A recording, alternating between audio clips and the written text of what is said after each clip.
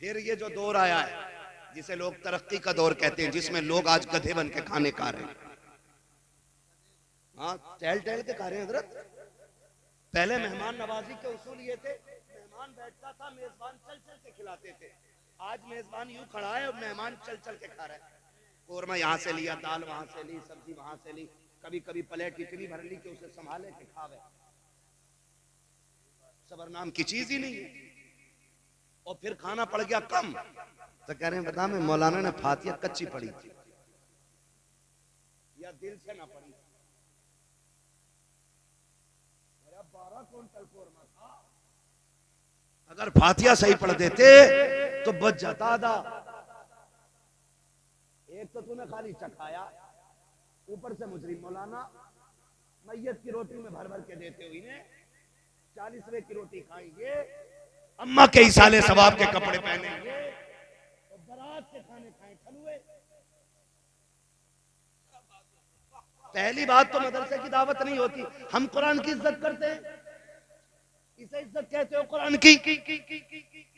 पहली बात तो दावत होती नहीं है, हो भी जाती है तो बुलाना भूल जाता।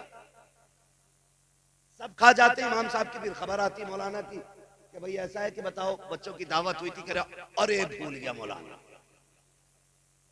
फिर ऐसे कह रहा कि यार मैंने सुबह कह दी थी आ जाते। सुनो मैं एक बात कह दूं, ये कुरान वाले लोग हैं, ये भले 3000 में जिंदगी गुजार लें लेकिन इतने बड़े खुददार हैं, बिन बुलाए किसी के दस्तरखान पे बैठा नहीं करते। सुभान अल्लाह, सुभान अल्लाह। वाले लोग खुददार बड़े होते हैं, खुददार बड़े होते हैं। ये नहीं जाते यार, ये नहीं जाते। और हमने मयार क्या बनाया, अगर किस्मत से कुरान वालों की दावत हो जाए, इनको बुला भी लिया जाए तो लड़का कहता अब्बा हाफिज जी ने बच्चे भेज दिए हैं, अब्बा कहता उधर को पाल बिछा के खिला दे, उधर भी तो टेबल लगा है, वहां भी तो स्टैंडर्ड बैठने का तरीका है, लेकिन कुरान वालों के लिए कहा जाता है उधर कोने में पाल बिछा के खिला दे। मैं पूछना चाहता हूँ इन कुर्सियों पे कौन बैठेगा? ये जो टेबल पे दस्तरखान लगा के ये किसके लिए लगाए गए? का यहाँ पे वीआईपी लोग आने वाले हैं। हम पूछते हैं वीआईपी कौन है, तो दुनिया ने मयार बनाया। हम भी बैठ गए देखने के लिए कि वीआईपी होगा कौन। हमने देखा 22,000 का कोट पहने हुए 6 फीट का बंदा चला आया, 3,000 का चश्मा है, 18,000 का जूता, लोग हटो बचो कर रखे थे। कहे कि ये वीआईपी आया है। उसके बाद महंगे कपड़ों वाला आया, कहा ये भी वीआईपी है। मैं सर पकड़ के बैठ गया, हाय कौम तूने किसे वीआईपी कहा है? जिसके जूते महंगे हैं तुम उसे वीआईपी कहते हो, जिसके कपड़े महंगे हैं तुम उसे वीआईपी कहते हो, जिसका चश्मा महंगा है तुम उसे वीआईपी कहते हैं। चल अपने नबी से पूछ कि वीआईपी होता कौन है? आका फरमाते हैं खैरुकुम मन तअल्लमल कुरान फअल्लमहु। सुन, वीआईपी वो नहीं होता जिसका जूता महंगा है, वीआईपी वो नहीं होता जिसके कपड़े महंगे हैं। फिर कौन? आका फरमाते हैं वीआईपी वो होता है जो कुरान पढ़ा करता है, कुरान पढ़ाया करता। बाबा नारे तकबीर, नारे रिसालत, बस लगे आला हज़रत अज़मत कुरान, फैज़ान कुरान, मुफ्ती हम्माद शाही किबला, ख्वाजा का हिंदुस्तान, उलमा अहले सुन्नत जिंदाबाद जिंदाबाद। हम किसे वीआईपी कह रहे हैं? यही जो 50,000 के कपड़े पहन ले वो वीआईपी हो गए? नहीं, खुदारा बदलो अपने आप को। जो जगह कुरान वालों की है ना वो इन्हें दो। गारंटी है मेरी, जा खाना कम भी पड़ गया हो, बारात धोखे दे के दूसरा ज्यादा ले आया हो। गलत नहीं कह रहा हूं, बारात धोखा दे के। क्योंकि बेटी वाला पूछता कितने लोग आएंगे, कह रहे बस ऐसे 350 हो जाएंगे, और जो गाड़ियां उतरती हैं तो 450 निकल आए। पहली बात तो खुदारा इस्लाम में बारात का तसव्वुर ही कोई नहीं। ये जो भर भर के किसी का बेड़ा गर्क करने हम लोग जाते हैं ना, ये गलत जाते हैं, गलत जाते हैं। हाँ भाई, एक बेटी को पाल लेना सबसे बड़ी बात है, और पाल के किसी के हवाले कर देना ये उससे बड़ी बात है। और फिर ताज्जुब नहीं होता, पहनने के कपड़े, सोने का बिस्तर, खाने का सामान बाप बेटी को दे के भेज रहे, ये कितनी बड़ी बात है। और ऊपर से कह रहा है कि 300 लोग आएंगे और 450 लेके पहुंच गए। तुझे पता है एक रोटी भी अगर कम पड़ गई, गरीब की इज्जत के ताने पूरी जिंदगी उसकी बेटी को मिलने। भूल गया ये? आज हम चाहते हैं कि हम नवाब बने रहें और दूसरों की इज्जत को जूतियों में रोलें। सुन, जैसे तेरा भी अल्लाह है ना, वैसे बेटी वाले का भी अल्लाह है। लिमिट में रहना। अगर कोई कमजोर है, हजरत अली ने फरमाया था लोगों ताकतवर से डरना या ना डरना, लेकिन कमजोर से हमेशा डरते रहना। लोगों ने कहा था अली बात समझ में नहीं आई, ताकतवर से डरना चाहिए, कमजोर से क्या डरना। फरमाने लगे ताकतवर से काहे का डरना, वो बदला लेने का हौसला रखता है, वो हैसियत के मुताबिक बदला लेगा। लेकिन याद रखना अगर गरीब पे सितम हो गया वो बदला नहीं लेता, वो आसमान की तरफ देखता है। अगर उसकी उठती नजर पे रब ने करम कर दिया ना तो फिर तुझे बचाने वाला कोई नहीं। ये याद रखिएगा, कमजोर पे रहम करना है, ये इस्लाम, ये दीन है। और ये कब होगा? जब हमें इस्लामी तालीम के बारे में कुछ खबर होगी। मैं तो ये बात खुल के कहता हूँ हजरत, मैं कहता हूँ अल्लाह घर में एक हाफिज जरूर पैदा करे सबके, क्योंकि अपनों का दर्द भी सिर्फ पढ़ा लिखा समझ सकता है, सब नहीं समझ पाते। आप कहें कि साहब गलत कह रहा हूं मैं, तो मैं आप ही के घर से साबित कर सकता हूं। लेकिन मैं आपको बताना चाहता हूं, दिलों में दर्द हुजूर की तालीम पैदा करती है, हुजूर की तालीम पैदा करती है दिलों में दर्द। आज तक कोई मौलवी एक बता दो जो जहेज की वजह से बारात लौटा के ले आया हो, एक हाफिज जी दिखा दो जो कैश की वजह से बारात बेटी के दरवाजे से लौटा लाया हो। मैं आपको 1000 चेहरे दिखाऊंगा कि जो आलिम नहीं थे, हाफिज नहीं थे, दीन से मतलब नहीं था, किसी की बेटी के हाथ पे मेहंदी लगी रह गई और कोई अपनी जिद की खातिर गाड़ियां वापस ले आया। क्यों? आज पूरी कौम नहीं रो रही है? इस महंगाई के दौर में बेटियां बाप के दरवाजे पे बैठी बैठी बूढ़ी हो गई हैं, कोई बारात लाने तैयार नहीं। क्यों? क्योंकि भीख इतनी मांगने लग गए लोग, 10 लाख 20 लाख 15 लाख ऐसे मांग रहे हैं लोग। ऐसे लग रहा है जैसे बेटी वाले के घर हराम की दौलत रख के आया है। निकलो इन चीजों से भाई।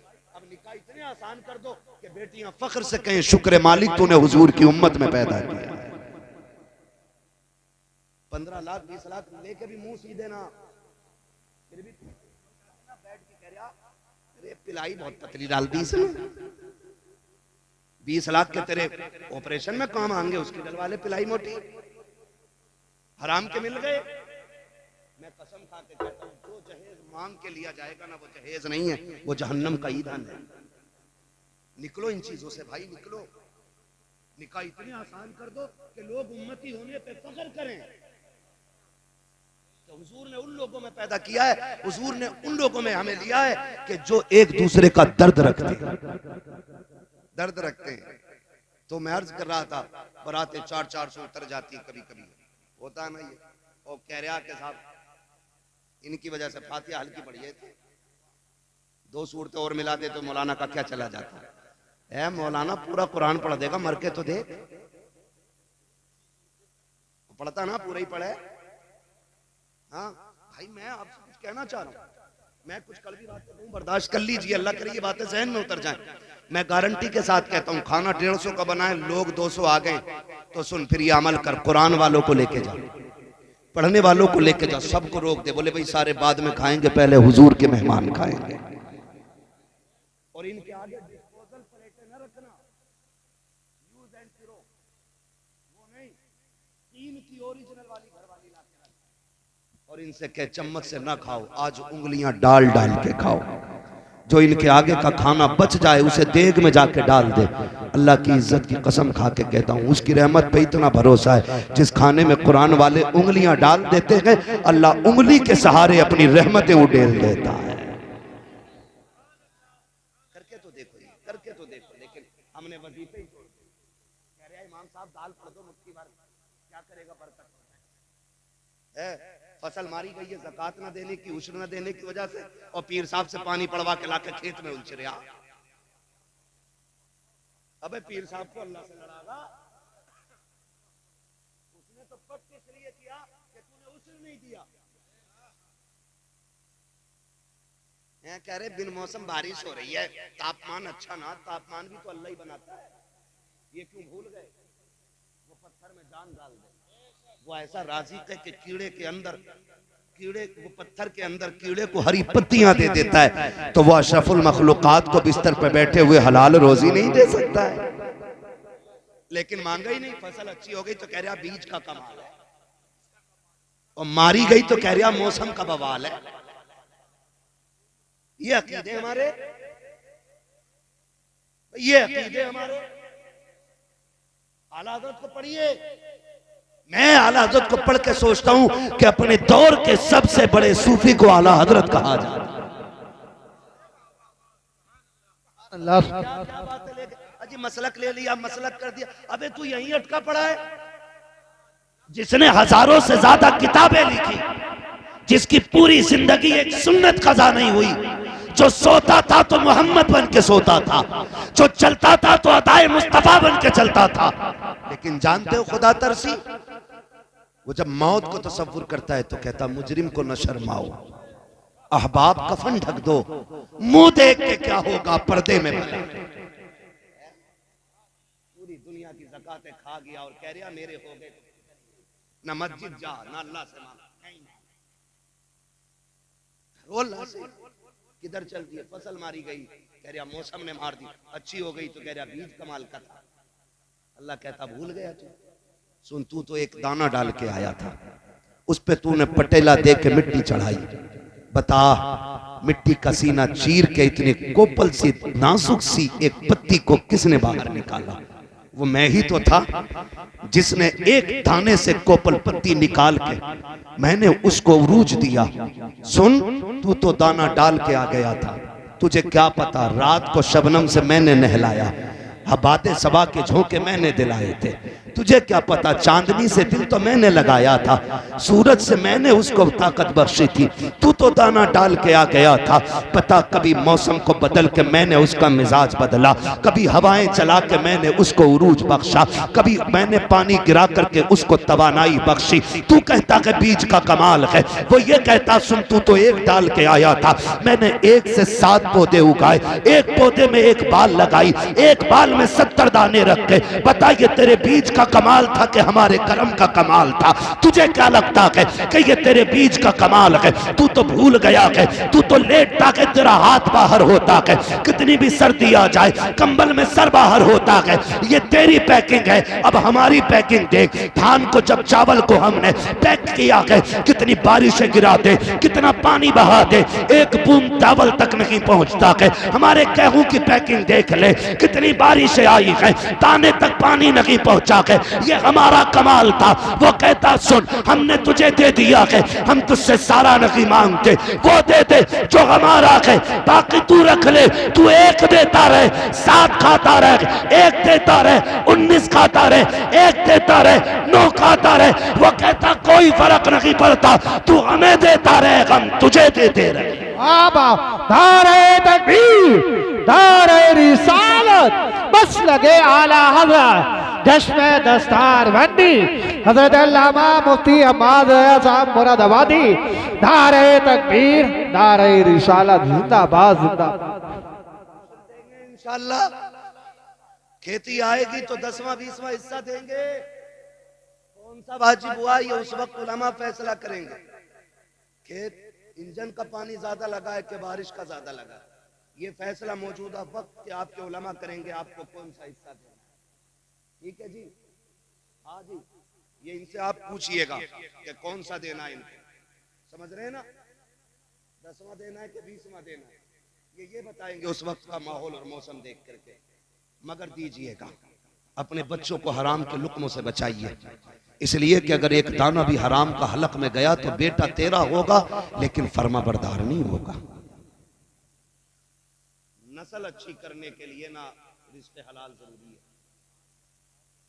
हाँ, रिज़्क़ हलाल बहुत ज्यादा जरूरी है। वो कहा था ना किसी ने, फसल अच्छी होती है, जमीन अच्छी होती है तो फसल अच्छी होती है, माएँ अच्छी होती है तो नस्ल अच्छी होती है। कोशिश ये करेंगे हम हलाल रोजी खाएंगे इंशाअल्लाह, वादा करें सारे बच्चे इंशाअल्लाह। बेटे बड़ा बनना कमाल नहीं है, नेक बनना कमाल, समझ रहे हैं, नेक बनना कमाल है। मैं क्या, मेरी औकात क्या, मेरा महबूब, मेरा नबी, रब का महबूब, रब का महबूब, रब का महबूब, रब का महबूब, कितना महबूब, कितना महबूब, इतना महबूब। वो कहता है महबूब तू जिधर चाहेगा उधर किबला कर देंगे। वो कहता वाला सौफ योती का रब्बु का फतरदा, दिल थोड़ा क्यों करता महबूब, हुकूमत हमारी होगी, मर्जी तेरी चलनी है, इतना देंगे कि तुझे राजी करके हम माने, है ना। वो इतना महबूब, इतना महबूब, वो महबूब कहता है, जानते हो, सुने जरा थोड़ी हाँ, हम लोग ज्यादातर खेती से ताल्लुक रखते हैं, खेती होती है यहाँ पे, किसानी। कभी ऐसा भी होता है कि हम धान कटवा लेते मजदूर से और कहते हैं सुन बे अभी झड़े थोड़ी हैं, झड़ के तो फिर आ गया कि साहब पैसे दे दो, कह रहा सुन बे अभी बिके थोड़ी हैं, बिक भी गए तो कह रहा चुप्पे तेरे 250 रुपए लिए 4 चक्कर लगा दिए, उससे कह रहा तेरे 250 रुपए लिए 4 चक्कर लगा दियो बेगैरत, ये 250 रुपए वाला तुझसे खुददार है, ये भीख मांगने नहीं अपना हक लेने आया है, तुझसे 250 रुपए नहीं दिए जा रहे, तू इससे गया गुजरा है। कोशिश ये करें कि मजदूर की मजदूरी पसीना सूखने से पहले दे दें, ये निजाम मेरे नबी ने बनाया है, ये कानून मेरे नबी ने बनाया है। कोशिश कीजिएगा किसी का दिल न दुखे, वरना हम जानते हैं कितने मजदूर इस कंडीशन में मजदूरी करने आते हैं मंडी में, मार्केट में, खेत में, कि उनके घर में कुछ नहीं होता है, और बच्चे भी इस आस में बैठे रहते हैं अब्बा आएंगे तो आटा आएगा, अब्बा आएंगे तो दवा आएगी, अब्बा आएंगे तो खाना बनेगा। कितने घरों में चूल्हे इसलिए ठंडे रहते हैं कि अभी बाप नहीं आया है। खुदारा अगर तुमसे कोई अपने पैसे मांगे ना तो टालना मत, कहीं ऐसा ना हो तेरे कर्जे रोकने की वजह से किसी घर की भूख लंबी पड़ जाए। अगर भूख लंबी पड़ गई अल्लाह तेरे सजदे मुंह पे मार के कहेगा मेरे बंदे को भूखा रख के तड़पाने वाले मेरी बारगाह में सजदे क्या करने लाया है। ये भी बड़ा जरूरी है। आप कोशिश कीजिएगा कि किसी को दुख नहीं देना है, किसी को सताना नहीं है, किसी को तकलीफ नहीं देनी है। हमारा रब अल्लाह है, हमारा रब, फिर से बोले हमारा रब। ये कुर्सी वाले बोल सकते हैं कि नहीं, कुर्सी 5 साल के लिए मिल रही है लल्ला, और वो भी बेईमानी करके, इधर की गोलक उधर, उधर की पर्ची उधर करके, कभी एवीएम का घपला, कभी काउंटिंग का घपला, ऐसे कुर्सी 5 साल बच रही है। ये जमींदार अच्छे लोग हैं, इन्हें रहना भी जमीन पे ही है, जाना भी जमीन में ही है। आपको कुर्सी बचानी है तो बोलो हमारा रब, हमारा रब। पता ही बोलने तैयार नहीं पीछे वाले है। ऐसे लोगों के लिए दिल करता अल्लाह करे ये चले जाएं और इनकी जगह अच्छे लोग ले लें। मैं दुनिया से जाने की बात नहीं कर रहा, घर जाने की बात कर रहा। बोल सकते हैं ना हमारा रब, हमारा रब अल्लाह है, वो हमें कभी अकेला नहीं छोड़ता। वो कहता तुम मेरा काम करो मैं तुम्हारा करूंगा, ठीक है ना। जिन्होंने पैसे लगाए बच्चों को पढ़ाया, ये छोटा बच्चा है, मैं गारंटी के साथ कहता हूं जाओ अमेरिका का बड़े से बड़ा साइंटिस्ट उठा लाओ, किसी भी मजहब का पैरोकार ले आओ, वो अपनी मजहबी किताब इस तरतीब से सुना दे जितनी तरतीब से ये 9 साल का बच्चा सुना सकता है। एड़ियां रगड़ के मर जाएंगे, देख के किताब नहीं पढ़ पाते अपनी। ये तो हुजूर का करम है कि 9 साल के बच्चे के सीने में रब ने पूरा कुरान उतार दिया। यही तो हम कहते हैं यार, हुजूर का उम्मती चाहे तो सबसे पहले आईएएस बन सकता है, सबसे पहले आईपीएस बन सकता है, इसलिए कि इससे ज्यादा जहन किसी कौम के पास है ही नहीं, लेकिन पढ़ते ही नहीं। 9वीं तक तो खिचड़ी खाता सरकारी स्कूल में, हाई स्कूल में 2500 रुपए दे के पास हो रहा है, लग के तक्के मारी करके टक्के मारी से 12वां पास कर लिया। इंटरव्यू में बाहर कह रहा मेरा नाम अब्दुल्ला था इसलिए निकाल दिया, नहीं तू गधा था इसलिए निकाल दिया। मैं एक सीधी बात हजरत जानता हूं, ये तमाम तर जिम्मेदार। अच्छा आप बताओ जिसे कुरान नहीं आएगा तुम उसके पीछे नमाज पढ़ लोगे? बोलो जोर से। जिसकी दाढ़ी नहीं होगी उसे इमाम बनाओगे? बोलो। जो खड़े होकर पेशाब करता हो उसे इमाम बना लोगे? क्योंकि उसे ही बनाओगे जो लायक होगा। तो भाई कुर्सी उसे ही मिलेगी जो लायक होगा। तुम कामयाब बनो, आप कुछ अपने अंदर पैदा करो ना। आप कह रहे हो जी अब्दुल्ला नाम तो यूं निकाल दिया, फैजुल्ला नाम तो यूं निकाल दिया, मिसबाही साहब आईपीएस हैं, जाके देख लो इतनी बड़ी दाढ़ी है, शफिया से फारिग है। मजबूत कुर्सी पे बैठे, कोई माई कलाल क्यों नहीं छीन सका, जबकि अल्लामा फहामा भी हैं, मौलाना भी हैं, हाफिज कारी भी हैं, आलिम फाजिल भी हैं, आईएएस भी हैं।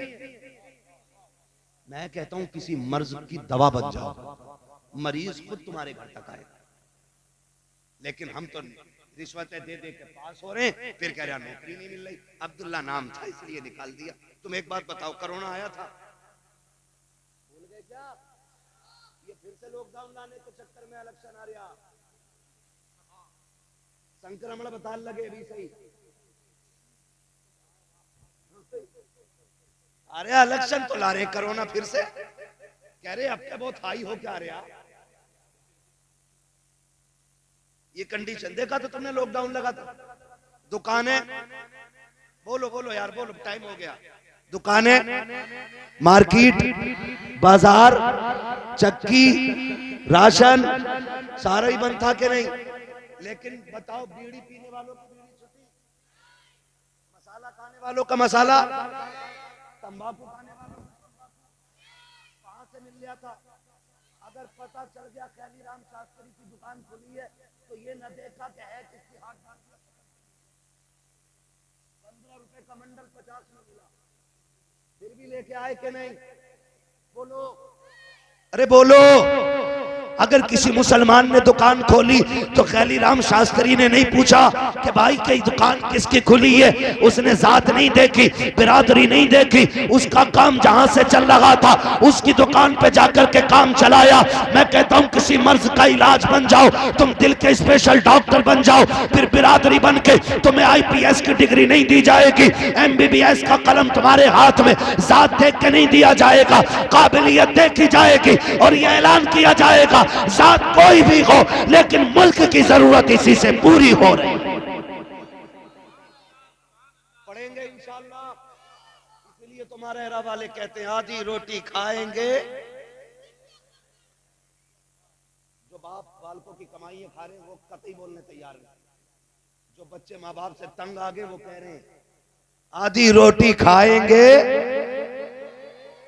बच्चों की आवाज ज्यादा निकल रही है, इन पे सितम ना करना, धान कटवा के गेहूं लगवा के, इनको पढ़ाई में लगाओ, अपने बच्चों को, अपने बच्चों को तालीम दो, अपने बच्चों के हाथ में कलम दो। अब बम का दौर नहीं, अब कलम का दौर। जो पढ़ेगा वही आगे, जो पढ़ेगा वही आगे, जो पढ़ेगा वही आगे। लेकिन शर्त है, मास्टर भी बनाओ लेकिन साथ में हुजूर का दीन भी दो, डॉक्टर भी बनाओ लेकिन साथ में हुजूर का दीन भी दो, ताकि वो डॉक्टर बन के बैठे ना, एमबीबीएस की कुर्सी संभाले और दवा लिखे तो ऊपर हुवशाफी लिखे, और जब पुड़िया बांधे हुजूर पे दुरूद पढ़े। कसम खा के कहता हूँ गोली से फायदा हो ना हो, हुजूर पे पढ़े जाने वाले दुरूद से फायदा होने लग जाएगा। इसलिए हम पढ़ेंगे और आगे बढ़ेंगे और दुनिया को दिखाएंगे। हमें खाली तस्बीह वाला ना समझना, हम कलम वाले भी हैं, हम तलवार वाले भी हैं। हाँ, टल ना सकते थे अगर जंग में अड़ जाते थे, पैर शेरों के भी मैदान से उखड़ जाते थे, दश्त तो दश्त है दरिया भी न छोड़े हमने, बहरे जुल्मात में तोड़ा दिए खोड़े हमने। ये हमारी तारीख रही है, आपके इदारे ने हाफिज कुरान दिया, अल्लाह सलामत रखे। मौलाना हमारे अनीसुर रहमान साहब क़िबला और उनके जितने भी जुमला रुफ़क़ा अहबाब और पूरी बस्ती वाले मैं मुबारकबाद पेश करता हूँ। ये सिर्फ हाफिज कुरान नहीं, ये जन्नत का टिकट भी है। ठीक है, आखिरी बातें और मैं बात खत्म करने लगा हूँ।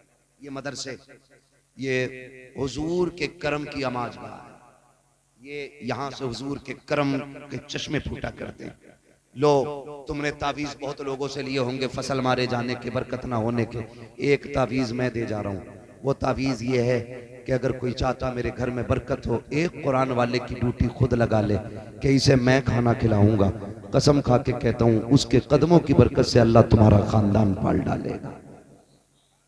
ये सबसे बड़ी बात है। और ये इतनी बड़ी बैंकिंग सेविंग है कि मैं आपको क्या बताऊं कि ये शायद दुनिया में नजर ना आए, लेकिन आखिरत में यही नजर आएगा, यही नजर आएगा। या तो कुरान पढ़ो, या तो आलिम बनो, या तालिब इल्म बनो, या इनके मददगार बनो, या इनसे मोहब्बत करने वाले बन जाओ, फिर बेड़े पार हो जाएगा। मरना सभी को है, मौत सभी को आनी है, और ये कोई गारंटी नहीं है बाल सफेद होंगे तभी मरना है।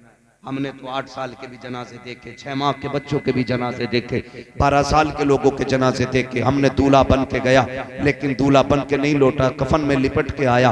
हमने ऐसे भी जनाजे देखे। हमने ये भी देखा सजदे में गया सर न उठा, कुरान खोल के बैठा मुकम्मल न कर सका, ऐसे भी जनाजे देखे हैं। तो खुदारा तैयारी रखो, मौत वो नहीं होनी चाहिए लोग कहें हाय बुरा हुआ, ऐसा होना चाहिए लोग देख के कहें काश ऐसी ही मौत हमें भी आ जाती।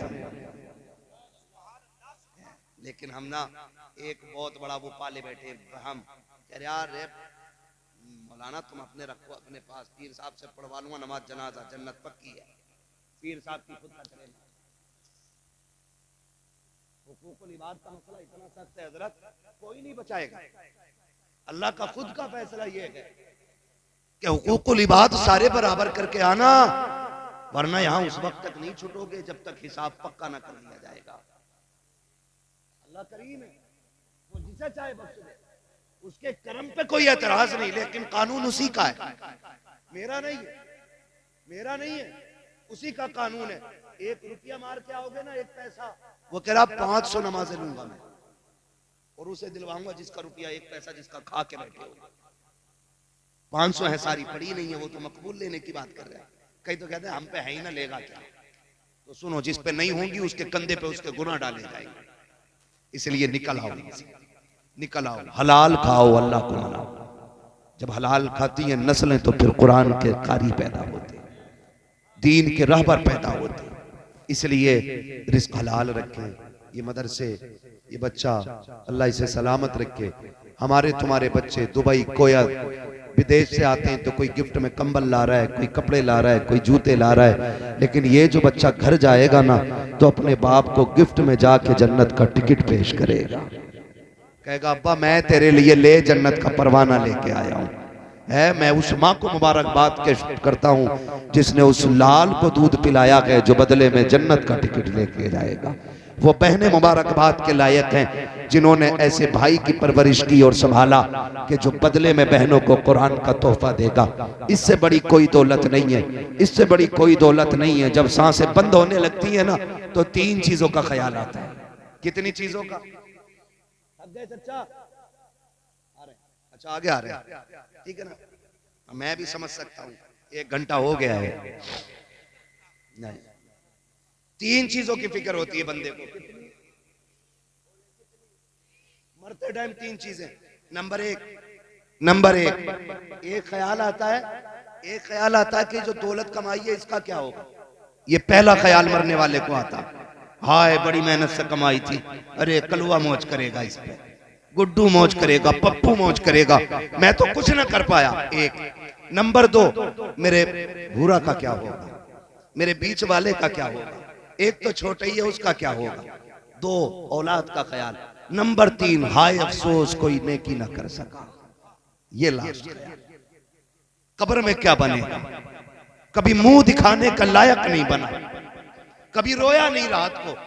मेरे बच्चों ने कहा था अब्बा 64 का हो गया है, इस बार मैं केक बड़ा वाला लाऊंगा ताकि दुनिया को पता चले मेरे अब्बा का 64 साल पूरे हो गए जिंदगी के। हाय अफसोस हम बढ़ती उम्र के साथ केक काटना तो सीख गए लेकिन गुनाहों की जंजीर तोड़ना ना सीख सके।